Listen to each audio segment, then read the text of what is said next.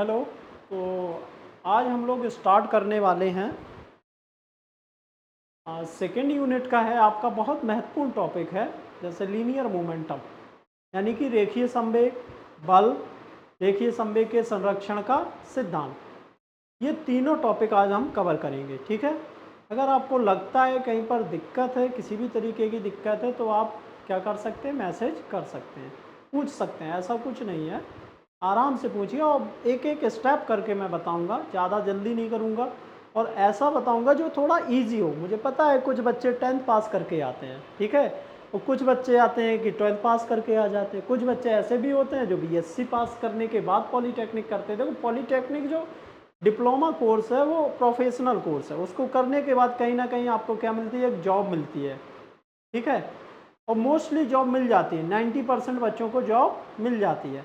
अब वो जॉब भले ही बहुत हाई फाई पैकेज में ना हो, लेकिन इतना होता है कि अगर आप 1-2 साल कर ले गए तो अच्छी खासी सैलरी आपकी फिर बन जाती है।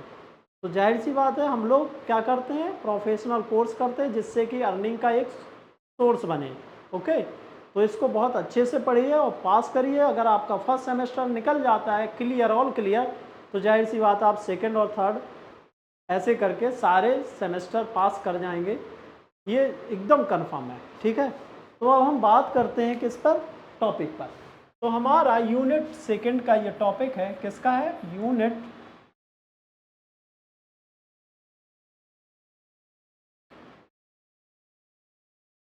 यूनिट सेकंड का टॉपिक है ये।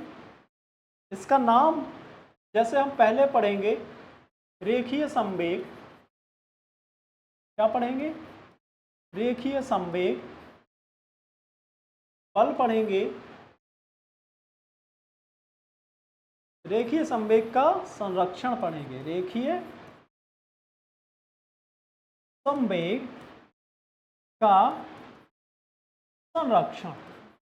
ओके, हम ये तीनों चीजें पढ़ने वाले हैं आज। ओके, हम स्टार्ट कर सकते हैं फोर्स से, हम स्टार्ट कर सकते हैं रेखीय संवेग से, ठीक है। तो रेखीय संवेग से अगर मैं स्टार्ट करूंगा तो उसके बाद मैं फोर्स पढ़ूंगा, क्या पढ़ूंगा, फोर्स। ओके, तो हम नेक्स्ट स्लाइड में पहुंचते हैं। तो हम लिखते हैं रेखीय संवेग, क्या लिखते हैं, रेखीय संवेग। मैं हमेशा कहता हूं कि आपको जब भी टॉपिक की डेफिनेशन वगैरह है उसके बारे में विजुअलाइजेशन करना है कि भाई ये टॉपिक का नाम से क्या हम पता कर सकते हैं इसके अंदर की फिजिक्स क्या है, ठीक है ना। अगर ये चीज़ आ गई ना आपको तो फिजिक्स ज़्यादा याद नहीं करना पड़ेगा, ठीक है। जैसे रेखीय संवेग, अगर आपको संवेग पता है, क्या पता है, संवेग पता है, तो आप रेखीय से आप रेखीय का मतलब भी पता है तो आप पूरा समझ सकते हैं। तो संवेग क्या होता है, सबसे पहले रेखीय शब्द को समझते हैं। क्या, रेखीय, रेखीय का मतलब एक सीधी रेखा, एक सीधी, एक क्या होगी, सीधी रेखा।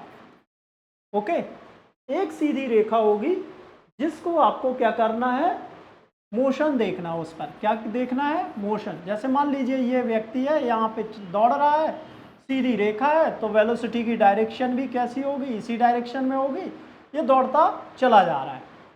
तो इस तरीके की जो भी आपकी गति होगी, ठीक है, उसको हम कहते हैं रेखीय गति। क्या कहते हैं, रेखीय गति।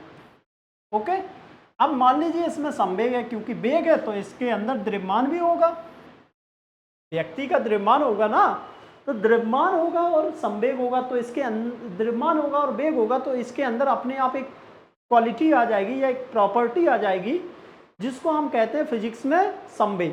क्या कहते हैं, संवेग। तो रेखीय का मतलब एक सीधी रेखा में जब कोई ऑब्जेक्ट क्या करे, गति करे, और उसका द्रव्यमान तथा वेग के गुणनफल को क्या कहते हैं, संवेग। द्रव्यमान तथा वेग के गुणनफल को क्या कहेंगे, हम संवेग कहेंगे। क्योंकि एक सीधी रेखा में गति कर रहा है तो रेखीय संवेग हो गया, किस में कर रहा है, सीधी रेखा में, तो रेखीय संवेग हो गया। समझ गए हो ना। तो इसकी अगर मैं डेफिनेशन लिखूं, क्या लिखूं, परिभाषा लिखूं, तो इसकी परिभाषा क्या हो जाएगी? परिभाषा अगर मैं लिखना चाहूँ तो परिभाषा हो जाएगी रेखीय गति करने वाली वस्तु का द्रव्यमान तथा उसके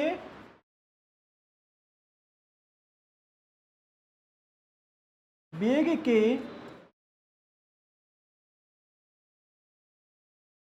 गुणनफल को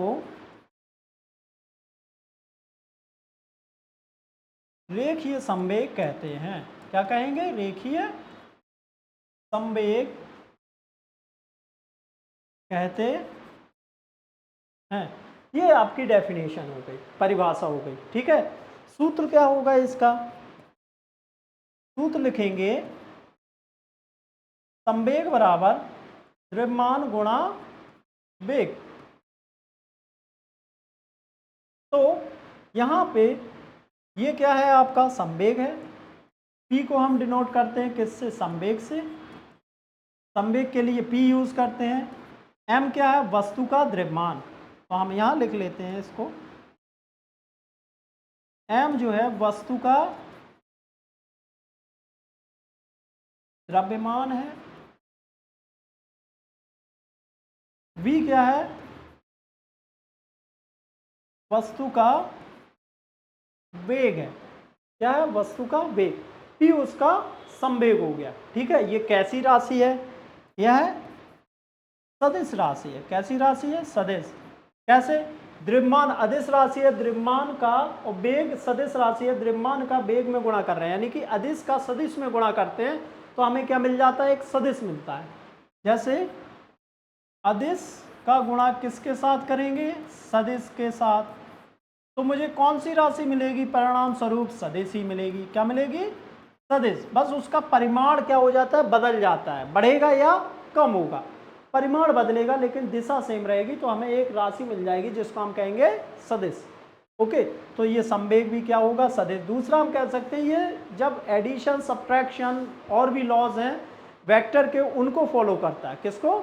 एडिशन, सब्ट्रैक्शन, इन सबको फॉलो करता है, इसीलिए ये क्या है? वेक्टर क्वांटिटी, यानी कि सदिश राशि है। मात्रक इसका क्या हो जाएगा? अगर मैं मात्रक की बात करूं, किसकी बात करूं? मात्रक की। तो मात्रक द्रव्यमान के लिए हो जाता है किलोग्राम, वेग का मात्रक होता है मीटर पर सेकेंड। अगर मैं विमीय सूत्र की बात करूं, किसकी बात करूं? विमीय सूत्र की। तो द्रव्यमान के लिए हम कैपिटल M यूज करते हैं, लंबाई यानी कि मीटर के लिए कैपिटल L, समय के लिए कैपिटल T, नीचे है तो ऊपर जाएगा -1, तो ml t की पावर -1 हो जाएगा। तो ये आपका पूरा हो गया संवेग। ओके, तो संवेग इस तरीके से हम समझ सकते हैं। ये आपकी संवेग की डेफिनेशन हो गई। आपसे पूछा जा सकता है संवेग की डेफिनेशन यानी परिभाषा क्या है, वो आपको लिखनी है। अब आगे चलते हैं, तो हम चलते हैं नेक्स्ट वाले पे। क्या करेंगे? फोर्स को समझते हैं। किसको समझते हैं? फोर्स। हिंदी में कहते हैं बल। क्या कहते हैं? बल। बल को कैसे समझते हैं? जब हम हाई स्कूल में पढ़ते हैं, हाई स्कूल में हम लोगों ने पढ़ा हुआ है, कुछ बहुत सारे बच्चे क्या होते हैं? हाई स्कूल पास आउट होते हैं, क्योंकि हम इसकी जो एलिजिबिलिटी है वो हाई स्कूल है, मिनिमम क्वालिफिकेशन इसकी हाई स्कूल है। हाई स्कूल पास करके आते हैं तो हम कह सकते हैं कि जो बल है, बल जो हम पढ़े हैं वो क्या पढ़े? Push and pull. मान लीजिए आप क्या करते हैं? एक दीवार मान लेते हैं। क्या मान लेते हैं? एक ये दीवार है। ओके, दीवार पे कोई लड़का क्या करता है? धक्का लगा रहा है। ओके, क्या कर रहा है? धक्का लगा रहा है। धक्का लगाने का मतलब पुश करना, यानी कि धक्का लगाना है। अंग्रेजी में पुश करना होता है, हिंदी में धक्का लगाना। क्या दीवार, ये है दीवार, ठीक है। दीवार क्या अपनी जगह से हिल जाएगी? नहीं, लेकिन वो धक्का तो लगा रहा है ना, कोशिश तो कर ही रहा है, रिजल्ट भले ही उसका नहीं आ पा रहा है, लेकिन वो क्या कर रहा है, कोशिश कर रहा है। इसी एफर्ट या कोशिश को हम क्या कहते हैं, फोर्स कहते हैं। क्या कहते हैं, फोर्स कहते हैं, बल कहते हैं। दूसरा, मान लीजिए यही क्या करे, 15 kg का कोई ब्लॉक रखा हुआ है, उस पर क्या करे, धक्का लगाए। क्या लगाए, धक्का लगाए, या खींचे। क्या करे, खींचे, खींचना, या क्या करे, खींच ले आगे की तरफ, तो ये खिसक आएगा, या धक्का लगाएगा तो इधर की तरफ चला जाएगा। तो या तो वो मोशन कर सकती है, यानी कि गतिज अवस्था में आ सकती है, अथवा नहीं आ सकती, यानी कि इसकी स्थिति में परिवर्तन हो सकता है या नहीं हो सकता है, यानी कि परिवर्तन का प्रयास तो कर रहा है। तो हम कहेंगे कि कोई ऐसा कारण जिसकी वजह से किसी भी वस्तु की अवस्था में क्या आ जाए, परिवर्तन आ जाए। अवस्था का मतलब यहाँ पे है गैस अवस्था और द्रव अवस्था नहीं है, हम इस अवस्था की बात कर रहे हैं। अगर कोई गति में है तो गति से ब्रह्मावस्था में आ जाए, ब्रह्मावस्था में तो गतिज अवस्था में आ जाए। अगर वो अपनी इस तरीके की गतिज से ब्राह्म, किससे, गतिज अवस्था से, गति से कहाँ जाए, ब्राह्म में हो जाए, या ब्राह्म से कहाँ पहुंच जाए,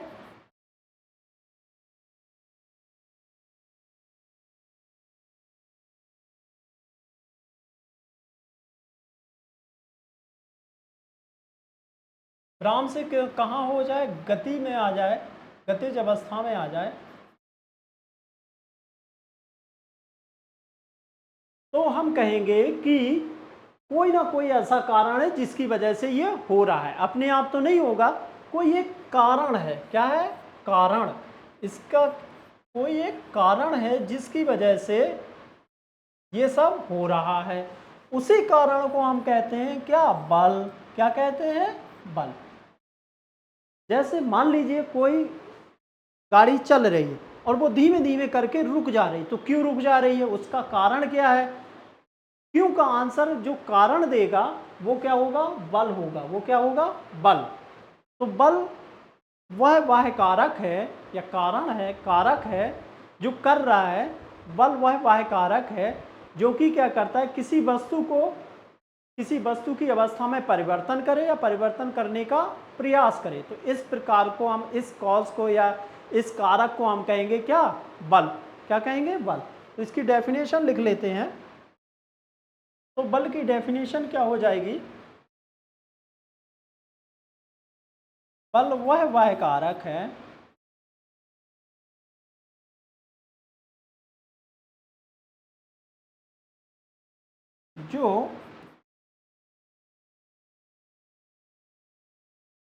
जो वस्तु की अवस्था, यानी कि गति से ब्राह्म, या ब्राह्म से गति अवस्था में परिवर्तन कर दे, या करने का प्रयास करे, उस वाय कारक को, या अब यहाँ खत्म है क्योंकि हम पहले ही लिख चुके हैं इसमें, करे। बल वह वाय कारक है जो वस्तु की अवस्था में परिवर्तन कर दे या करने का प्रयास करे। तो हम कहेंगे क्या है, वह कारक ही, वह कारक ही क्या है, बल है। क्या है, बल। ये एक डेफिनेशन। दूसरी डेफिनेशन क्या है, न्यूटन के लॉ के अकॉर्डिंग, किसके अकॉर्डिंग, लॉ ऑफ न्यूटन। जब इसकी बस परिवर्तन होगा तो वेग, मान लीजिए अभी इसका वेग कितना है, 0 है इनिशियल, तो हम इसको इनिशियल लिख लेते हैं। मान लीजिए इसका इनिशियल वेग कितना है, u 0 है, लेकिन अब आपने धक्का लगाया तो इसका फाइनल वेग हो गया v, तो वेग में डिफरेंस कितना हो जाएगा, वेग में अंतर कितना हो जाएगा, या हम इसको कैपिटल V नाम दे देते हैं। कितना, कैपिटल V। ओके, क्योंकि इनको अलग अलग तरीके से हमें डिनोट करना है। तो डेल्टा V कितना हो जाएगा, कैपिटल V आ जाएगा ना। ओके, तो हम कह सकते हैं यहाँ पे वेग में परिवर्तन आया, लेकिन किसके सापेक्ष? समय के सापेक्ष। तो ये भी हो जाएगा डेल्टा टी जो होगा वो कितना हो जाएगा? टी। क्यों? क्योंकि यहाँ पे टी आई हो जाएगा 0, टी एफ हो जाएगा टी, तो यहाँ हो गया कितना? टी। अब यहाँ पे आपको एक चीज़ बड़ा अजीब सी लग रही होगी, ये टी आई क्या है? प्रारंभिक समय। अब प्रारंभिक समय को क्या कर सकते हैं? 0 मान सकते हैं। ये अंतिम समय, उस समय की बात हो रही है, जैसे मान लीजिए अभी रुका हुआ है, आप इसको धक्का नहीं लगा रहे, तो समय 0, वेग 0। आपने धक्का लगाया, ठीक है, जहाँ तक आप धक्का लगा रहे हैं वहाँ तक छोड़ दिया, फिर कुछ समय बाद क्या कर दिया? छोड़ दिया, वहाँ पे उसका वेग हो गया v, और इसका जो जिस समय आपने इसको छोड़ा धक्का लगाना, उस समय इसका टाइम हो गया कितना? t। ओके, तो यही टाइम इंटरवल है, वही ये वेग है। डेल्टा हमेशा यूज किया जाता है किसके लिए? परिवर्तन के लिए। किसके लिए? परिवर्तन या अंतर के लिए। अब देखो यहाँ पे प्रारंभिक और अंतिम के बीच में, ये अंतिम है और ये प्रारंभिक, दोनों के बीच का अंतर को हम किससे डिनोट कर रहे हैं? डेल्टा से। दोनों के वेग के अंतर को किससे डिनोट कर रहे हैं? डेल्टा से। डेल्टा लगा दिया और आगे कौन सी राशि लिख दी, तो ये अंतर डिनोट करेगा। क्या डिनोट करेगा? अंतर बताएगा। ओके, तो हम कह सकते हैं कि वेग में जब आप पुश और पुल करते हैं तो वेग में परिवर्तन होता है समय के सापेक्ष। इसी को हम कहते हैं क्या? त्वरण। क्या कहते हैं? त्वरण कहते हैं। अब इसी से हम इसकी एक डेफिनेशन बनाते हैं। क्या बनाते हैं? अगर आप द्रव्यमान का यहाँ पे गुणा कर दें, किसका? द्रव्यमान का, तो delta V upon delta T is equal to m into A. यही तो न्यूटन का द्वितीय नियम है कि नहीं है? ठीक है ना? तो ये क्या आ गया? द्वितीय नियम आ गया। तो यही हम डेफिनेशन लिखेंगे कि ये जो बल है क्या एक्चुअली में? बल है संवेग में परिवर्तन की दर। m इंटू वी क्या हो जाएगा? संवेग। m इंटू वी क्या हो जाएगा? संवेग। अगर m को अंदर लेके आए, किसको? m को, तो delta m into v upon delta t equal to f external, that means m into v क्या है? संवेग। तो हम कहेंगे संवेग में परिवर्तन की दर ही क्या होता है? वह बल होता है। संवेग में परिवर्तन की दर को बाह्य बल कहते हैं। अब किसके सापेक्ष संवेग में परिवर्तन की दर? समय के सापेक्ष। किसके सापेक्ष? समय के सापेक्ष संवेग में परिवर्तन की दर को बाह्य बल कहते हैं। तो बल का जो फॉर्मूला बनेगा वो कितना हो जाएगा? F is equal to delta P upon delta T। Okay, या F equal to m into A. इसका मात्रक क्या हो जाएगा? मात्रक हम लोग बहुत बार लिख चुके हैं। द्रव्यमान का मात्रक किलोग्राम, त्वरण का मात्रक होता है मीटर पर सेकेंड स्क्वायर। इसी को बोलते हैं क्या? न्यूटन। इसका अगर मैं विमी सूत्र लिखूं, क्या लिखूं? विमी सूत्र। तो विमी सूत्र क्या हो जाएगा? विमी सूत्र हो जाएगा m, क्योंकि द्रव्यमान के लिए m, द्रव्यमान के लिए m, मीटर के लिए l, सेकंड के लिए t। t की पावर कितना है? 2, तो t की पावर -2। नीचे है ना, एस स्क्वायर कहाँ है? नीचे। ऊपर जाएगा तो -2 हो जाएगा। ठीक है ना? अब -2 हो गया। ओके, तो आपका विमी सूत्र हो गया mL t की पावर -2। ये आपका फोर्स आ गया। ये क्या आ गया? आपका फोर्स। तो हम लोगों ने फोर्स पढ़ लिया। ओके, छोटी छोटी सी डेफिनेशन है, लेकिन ये महत्वपूर्ण है। ये जो बल है, जब आप धक्का लगा रहे हैं या खींच रहे हैं या कोई ऐसा कॉज है जो कि क्या कर रहा है? स्टेट में परिवर्तन कर दे रहा है। ये 2-3 प्रकार की जो डेफिनेशन हमने लिखी है, ये सारी डेफिनेशन एप्लीकेबल है, सेम है। कहने का बस तरीका बदल गया, क्योंकि ये बहुत इजी था हाई स्कूल के लिए तो हमने वो पढ़ा। अब क्योंकि हम 12th में आ गए तो हम ये पढ़ते हैं, और 12th में पढ़ने के लिए क्योंकि कैलकुलेशन करेंगे तो हम क्या यूज करेंगे, F equal to M into A या F equal to delta P upon delta T. Okay, ये चीज़ें हम पढ़ेंगे पॉलीटेक्निक के लिए। अब जो नेक्स्ट टॉपिक है वो है कि रेखीय संवेग में संरक्षण का सिद्धांत क्या होता है और उसको हमें क्या करना है, प्रूफ करना है। ओके, तो नेक्स्ट स्लाइड की ओर चलते हैं। ओके, तो पहला टॉपिक जो हमारा है वो है रेखीय संवेग के संरक्षण का सिद्धांत। अंग्रेजी में इसको कहते हैं लॉ ऑफ कंजर्वेशन या principle of the conservation of linear momentum. Principle of conservation of linear momentum. Okay, ये आपका अंग्रेजी में हो गया। अब आपको इसको प्रूफ करना है, ठीक है। तो सबसे पहले तो मैंने कहा हमेशा डेफिनेशन या कोई भी टॉपिक है उसको अच्छे से ध्यान से देखना है। हर एक वर्ड का मतलब पता होना चाहिए, हर एक शब्द का मतलब पता होना ही चाहिए। अगर नहीं पता है तो आप हमेशा कंफ्यूज रहेंगे और याद करने की कोशिश करते रहेंगे, रटते रहेंगे हमेशा। तो सबसे पहले हमने रेखी के बारे में बताया था, फिर मैंने संवेग बताया था, ठीक है। संवेग का संरक्षण, किसका संरक्षण हो रहा है, संवेग का। सिद्धांत, सिद्धांत का मतलब एक ऐसा नियम बनाया, प्रिंसिपल, ठीक है, जिस पर वो चलेगी, कोई भी जो वस्तु है उसको फॉलो करेगी। तो संरक्षण का मतलब क्या है, बाकी चीज तो चलो थोड़ा थोड़ा समझ आ रही है, संरक्षण भी समझ आ जानी चाहिए। संरक्षण का मतलब बचा के रखना, किसी भी चीज को क्या करना है, कंजर्व करना, बचा के रखना। ओके, अगर आपको इस संरक्षण का पता है तो मतलब बचा के रखना, किस चीज को, रेखीय संवेग को। किसको बचा के रखना है, रेखीय संवेग को। अब कहोगे किससे बचा के रखना है, किसी से बचा के रखना नहीं है।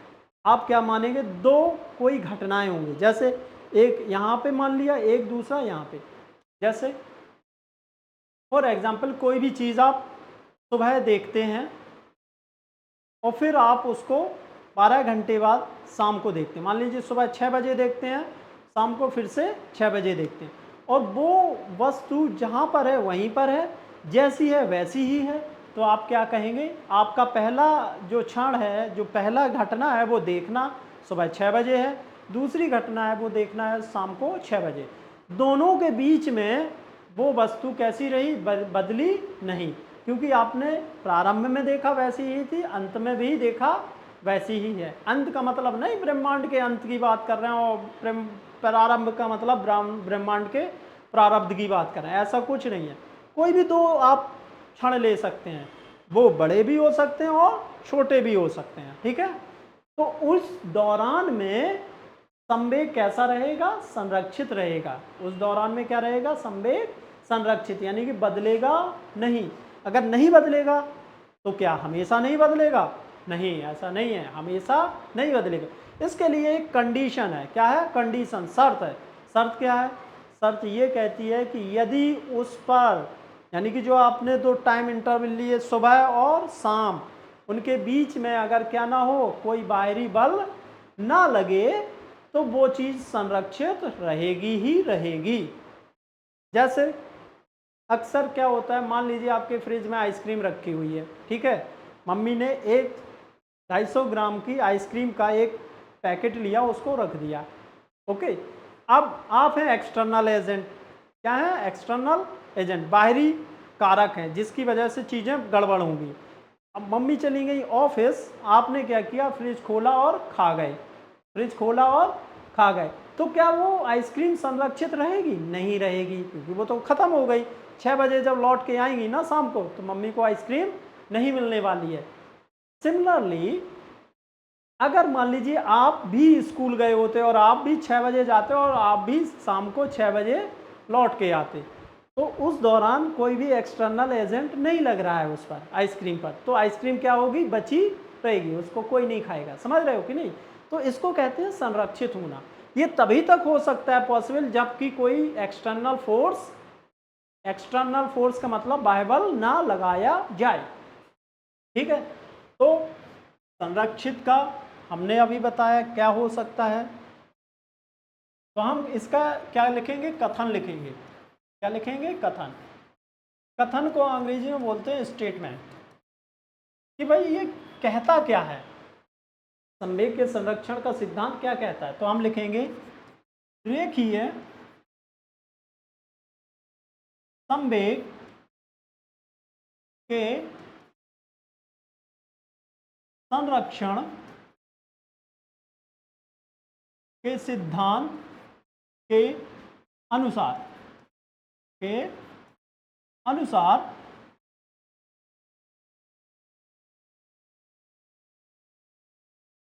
किसी भी निकाय का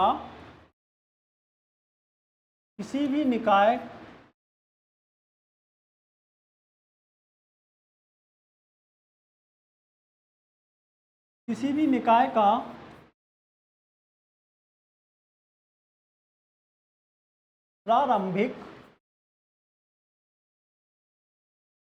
संवेग तथा अंतिम संवेग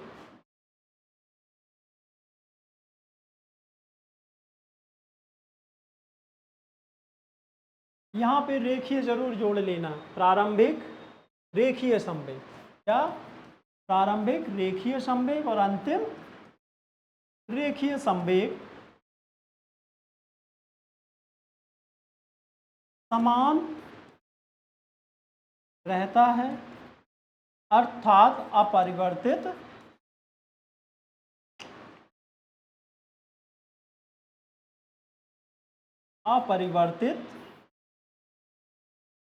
रहता है। ठीक है ना, समान रहता है या अपरिवर्तित रहता है। कब, यदि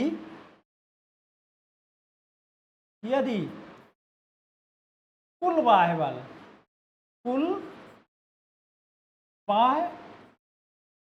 बल कैसा हो, शून्य हो। कैसा हो, शून्य हो। ये कंडीशन है आपकी, ये क्या है, कंडीशन, कि घर में कोई भी मौजूद नहीं होना चाहिए अगर आइसक्रीम को बचना है तो। अगर कोई भी घर में वायबल यानी कि कोई भी बाहरी व्यक्ति बैठा हुआ है मम्मी के अलावा, तो वो आइसक्रीम ख़त्म होने वाली है, उसको बचाने वाला कोई नहीं है। तो ये हो गया आपका रेखीय संवेग के संरक्षण का सिद्धांत। ठीक है, यही इस स्टेटमेंट है। अब मैथमेटिक्स, क्योंकि हम कैलकुलेशन करेंगे, क्या करेंगे, कैलकुलेशन। तो मैथमेटिकल स्टेटमेंट कहता है कि प्रारंभिक P I is equal to P F बराबर होगा यदि बाह्य बल क्या हो, शून्य हो। बाह्य बल क्या हो, शून्य हो। मैथमेटिकल स्टेटमेंट ये हो जाएगा। ठीक है ना। तो हम कह सकते हैं कि आपका जो स्टेटमेंट पूछा जाए रेखीय संवेग के संरक्षण का सिद्धांत का, तो आप इस तरीके से इसको लिखेंगे। अब बात आएगी प्रूफ करने की। किसकी आएगी, प्रूफ करने की। अब सबसे पहले तो हमें एक चीज़ और देखनी है, निकाय क्या होता है। निकाय का मतलब आपका अपने घर को भी निकाय बना सकते हैं, घर में 4 सदस्य हैं उनको भी निकाय बना सकते हैं, घर में 2 सदस्य हैं उनको भी निकाय बना सकते हैं। ठीक है ना। तो निकाय आप छोटा भी ले सकते हैं और बड़ा भी ले सकते हैं। ठीक है ना। तो निकाय आपका ऐसे हो जाएगा, यानी कि दो ऑब्जेक्ट ले सकते हैं, 3 ऑब्जेक्ट ले सकते हैं और ज़्यादा ऑब्जेक्ट ले सकते हैं। लेकिन एक बार आपने डिसाइड कर लिया कि हमारा निकाय ये है, तो फिर बाकी चीज़ें क्या होंगी, बाहरी हो गई, बाकी चीज़ें बाहरी हो गई। ठीक है ना। चलो अब हम क्या करते हैं, प्रूफ करते हैं। ओके, तो हम करेंगे, सिद्ध करना है। हमें इस चीज़ को क्या करना है, सिद्ध करना है। किस चीज़ को सिद्ध करना है, सिद्ध मुझे करना है P I is equal to P F होगा। कब, यदि बाह्य बल 0 हो। क्या हो, बाह्य बल 0 हो। ओके, चलो तो हम इसको कुछ चीज़ें मान लेते हैं। क्या मान लेते हैं? माना कि वस्तु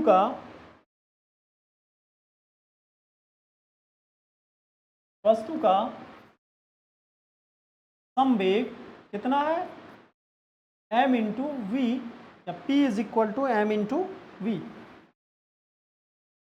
p equal to m into V, ये आपका संवेग हो गया। ठीक है, तो अब संवेग में परिवर्तन क्या होगा? तो संवेग में परिवर्तन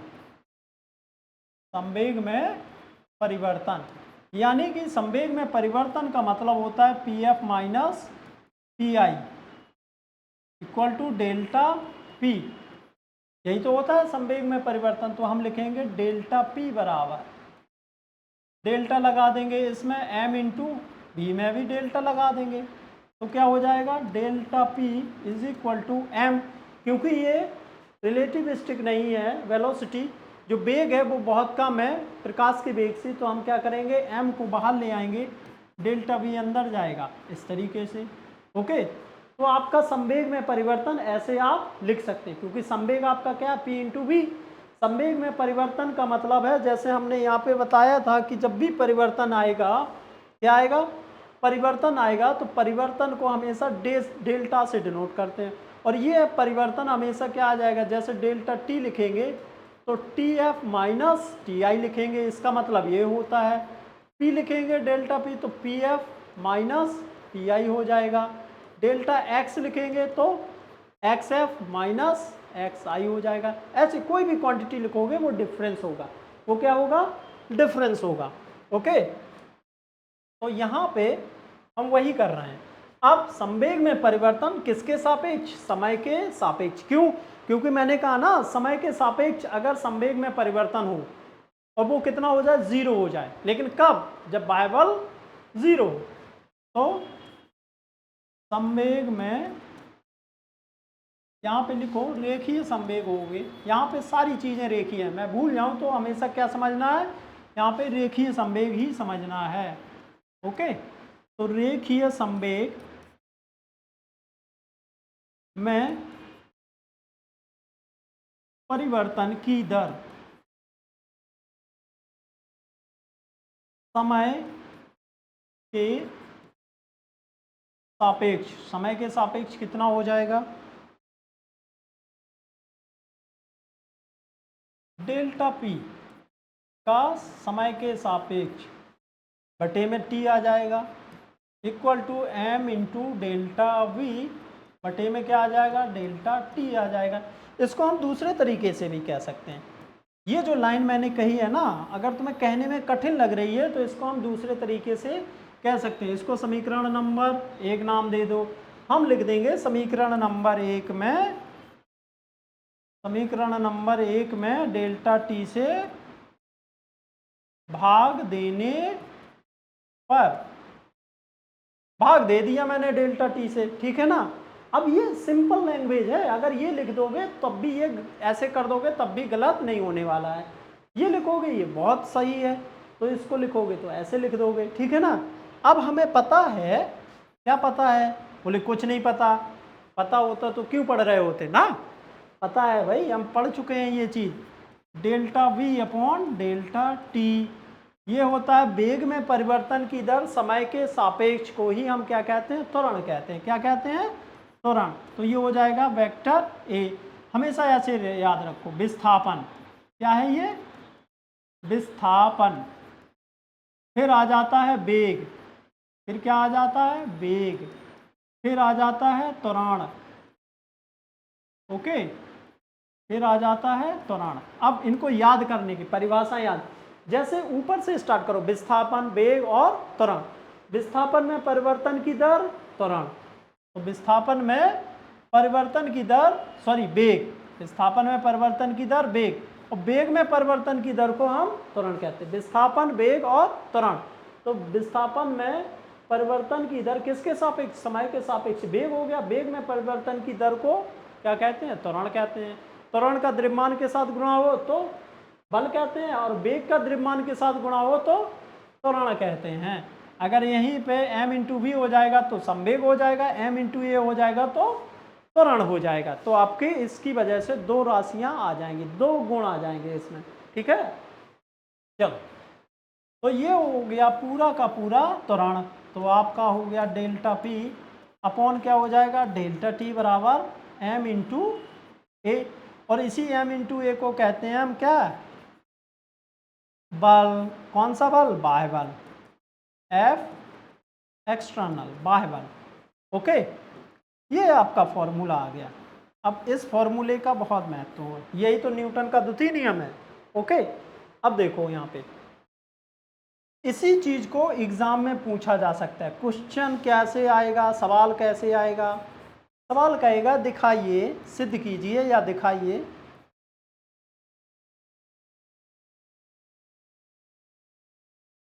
कि समय के सापेक्ष, समय के सापेक्ष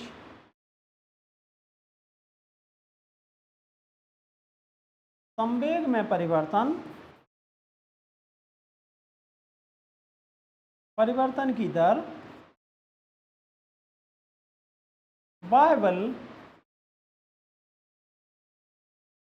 के बराबर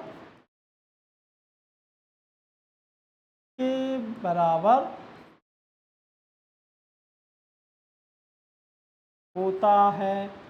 ये आपको सिद्ध करना है और यही सिद्ध किया गया यहाँ पे। यानी कि जब आपसे पूछा जाए तो आपको यहाँ से स्टार्ट करना और यहाँ आके ख़त्म कर देना है।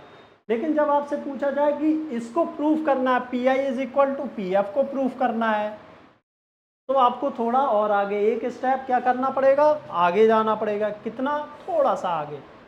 ओके, अब थोड़ा सा आगे जाएंगे तो हम क्या करेंगे यहाँ पे, अब हम मानेंगे कंडीशन। ये तो आपका एक क्वेश्चन आ सकता है, वो उसके लिए है। अब हम मानेंगे कंडीशन, यदि क्या हो जाए, एफ एक्सटर्नल यानी कि बाह्य बल कितना हो जाए, शून्य हो जाए। अगर मैं इसको शून्य कर दूंगा तो यहाँ पे शून्य हो जाएगा, तो हो जाएगा delta P upon delta T क्या हो जाएगा, शून्य हो जाएगा। हम ऐसे भी कह सकते हैं, इसको समीकरण नंबर क्या दे दें, 2 नाम दे दें, फिर कह दें समीकरण नंबर 2 में f का मान रखने पर, या हम समझ ही सकते हैं कि भाई f का मान यहाँ रखा गया ना, तो delta p upon delta T is equal to 0। क्योंकि डेल्टा टी कभी भी 0 नहीं होता है, समय अंतर कभी भी 0 नहीं होता है। ओके, तो समय अंतर अगर मैं 0 नहीं ले सकता हूँ तो क्या 0 होना चाहिए, क्योंकि इधर 0 है तो इधर भी 0 होना चाहिए। तो क्या 0 होना चाहिए, डेल्टा पी 0 होना चाहिए। दूसरा तरीका क्या है, सिंपली कह दो डेल्टा टी से 0 में गुणा कर दिया, क्योंकि डेल्टा टी यहाँ क्या है, डिवीजन में है। डेल्टा टी क्या है, डिवीजन में है, यानी कि भाग में है। इधर जाएगा तो कैसे हो जाएगा, गुणा में, और डेल्टा टी का 0 में गुणा करोगे तो कितना हो जाएगा, 0 हो जाएगा। ओके, तो हमारे पास बचेगा delta P is equal to 0। और ये कहता है क्या, ये कहता है कि P F minus P I is equal to 0 और P F is equal to P I. Okay, हम यहाँ पे इनको अच्छे से लिख सकते हैं। कैसे लिख सकते हैं, P F equal to P I. एक तो ये स्टेटमेंट ये हो गया, यहीं से मैंने लिख दिया इसको। P का मान होता है m इंटू वी, एफ है तो f हो जाएगा, m इंटू वी, तो f है तो I है तो I हो जाएगा। अगर मास भी लोगे तो मास भी ले सकते हो, तो एम एफ वी आई भी लिख सकते हो। इसको क्या लिख सकते हो, एम एफ वी आई भी लिख सकते हो, ऐसे भी इसको लिख सकते हो। तो ये आपका प्रूफ हो गया, यहाँ तक क्या हो गया, प्रूफ हो गया कि अगर मैं एफ एक्सटर्नल को 0 मानूंगा तो ये दोनों बराबर होंगे, अगर नहीं मानूंगा तो परिवर्तन की दर के बराबर होंगे। ठीक है ना, तो ये आपका पूरा क्या आ गया, प्रूफ आ गया। इसको अच्छे से समझ लेना है, कोई दिक्कत हो बार बार प्ले करके देखना है, बार बार प्ले करके सुनना है। जब भी आप लेटे हैं, मान लीजिए खाना खाने के बाद लेट गए हैं, तो इस वीडियो को क्या कर लेना, प्ले कर लेना और देखना है। देखने में अगर कोई दिक्कत आती है तो आपको क्या करना है, ये मैं एक नंबर लिखूंगा, ठीक है ना, 1 या 2 नंबर, ठीक, जिन पे आपको जस्ट क्या करना है, मैसेज कर देना है। ओके,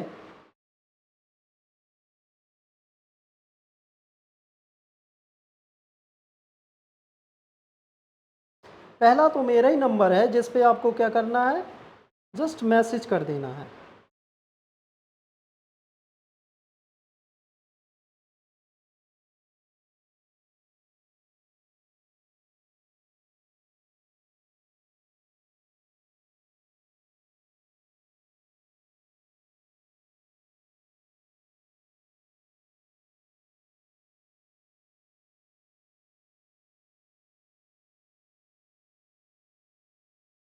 मैं 2 नंबर लिखूंगा, दोनों में से किसी पे, जैसे ये मेरा नंबर है, माई नंबर 8467958311। दूसरा नंबर है FTP, जो आप ऐप है उस पर जाके इस वीडियो को देख सकते हैं अगर आप YouTube पे देख रहे हैं, ठीक है। तो इसका नंबर है क्या, 904444, ओके, 10539, ओके। तो आपको जल्दी से क्या करना है, FTP ऐप को डाउनलोड कर लेना है, उसमें सारे वीडियो होंगे। ये तो एक छोटा सा वीडियो है जो आपको अगर अच्छा लगे तो आप क्या करेंगे, ऐप पे जाके रजिस्टर करेंगे, पॉलीटेक्निक का फर्स्ट ईयर का फर्स्ट सेम का बैच लेंगे और सारे वीडियो हम लोगों के देखेंगे। इसमें मैथ भी होगा, केमिस्ट्री भी होगा, फिजिक्स भी होगा, ठीक है, सारे वीडियो होंगे, बाकी सारे सब्जेक्ट के भी वीडियो होंगे। वो सारे आप क्या कर सकते हैं, एक्सेस कर सकते हैं केवल तभी जब आप इसको क्या करेंगे, डाउनलोड करेंगे और कोर्स को खरीदेंगे। Okay, thank you for watching us.